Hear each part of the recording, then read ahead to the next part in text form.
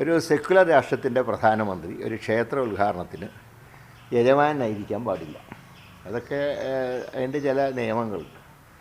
മാത്രമല്ല, അയോധ്യയിൽ സുപ്രീം കോടതി അനുവദിച്ച പള്ളി നിർമ്മിക്കുന്ന കാര്യത്തിൽ കേന്ദ്ര സർക്കാർ വിമുഖത കാണിച്ചു.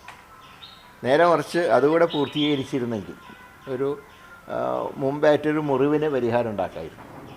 ഇങ്ങനെയൊക്കെയുള്ള അവസ്ഥയിൽ ക്ഷേത്രത്തിൻ്റെ ഉദ്ഘാടന ചടങ്ങിൽ പങ്കെടുക്കണ്ട എന്ന് കോൺഗ്രസിൻ്റെ ദേശീയ നേതൃത്വം തീരുമാനിച്ചു. അതാണ് കോൺഗ്രസിൻ്റെ ദേശീയ നയം എന്ന് പറയുന്നത്.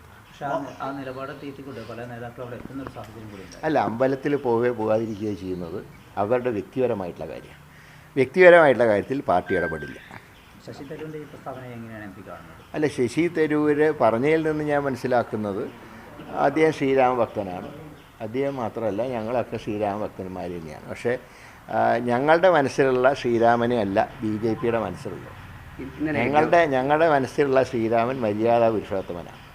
അയോധ്യയിലെ രാമക്ഷേത്രത്തിൻ്റെ ചടങ്ങിൽ പങ്കെടുത്തിട്ടുള്ള BJP നേതാക്കന്മാരൊക്കെ മര്യാദയില്ലാത്ത പുരുഷോത്തമന്മാരാണ്.